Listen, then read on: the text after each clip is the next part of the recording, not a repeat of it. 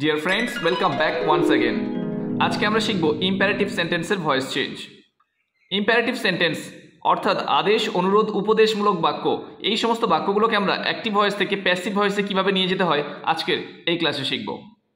Imperative সেন্টেন্সগুলোকে active থেকে প্যাসিভে নিয়ে যাওয়ার জন্য আমরা দুটো স্ট্রাকচার ফলো করতে পারি। একটা হলো লেট দিয়ে, আর একটা হলো ইউ আর রিকোয়েস্টেড টু অথবা you are order to, you are advise to. ঠিক এভাবে আমরা শুরু করতে পারি।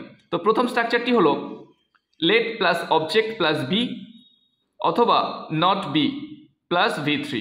এই স্ট্রাকচারটা আমরা ব্যবহার করতে পারি।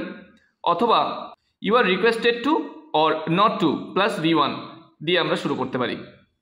ফার্স্ট সেন্টেন্সটি হলো হেল্প দ্য বেগার, ভিক্ষুককে সাহায্য করো। তো এই বাক্যটিকে আমরা লেট দিয়ে প্যাসিভে নিয়ে যেতে পারি। তো বাক্যের শুরুতে আমরা কি ব্যবহার করব? লেট, তারপরে অবজেক্ট। তো এখানে অবজেক্ট যেহেতু দ্য বেগার, সেজন্য আমরা লেটের পরে অবজেক্ট ব্যবহার করব। লেট দ্য বেগার, তারপরে be, let the beggar be, তারপরে ভার্বের থার্ড ফর্ম, হেল্পের থার্ড ফর্ম হলো helped. Let the beggar be helped. Next সেন্টেন্সটি হলো ডু নট ওয়েস্ট টাইম, সময় নষ্ট করো না।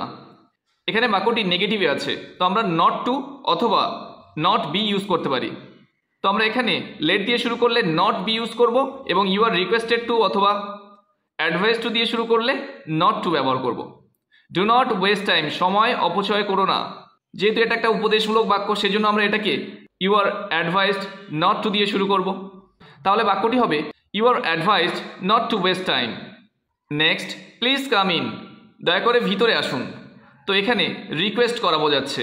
এই প্লিজ কথাটা থাকলে এর দ্বারা আমরা রিকোয়েস্ট বুঝি। প্লিজ কাম ইন, তো এটা প্যাসিভে নিয়ে গেলে কেমন হয়? You are requested to come in. উপরের এই বাক্যটিকে ডু নট ওয়েস্ট টাইম, এটাকে আমরা লেট দিয়েও শুরু করতে পারি। তাহলে কেমন হয়? Let the time not be wasted. Next সেন্টেন্সে চলে আসছি। Do not run in the sun, রৌদ্রে দৌড়াদৌড়ি করো না। এটা একটা উপদেশমূলক বাক্য, সেজন্য আমরা অ্যাডভাইস দিয়ে শুরু করব। তাহলে প্যাসিভ ভয়েসটি কেমন হয়? You are advised not to run in the San.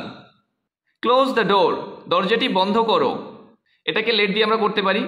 Late the door be closed, দরজাটি বন্ধ করা হোক। যদি এটা আমরা ইউ আর অর্ডার টু দিয়ে করি তাহলে কেমন হয়? You are ordered to close the door.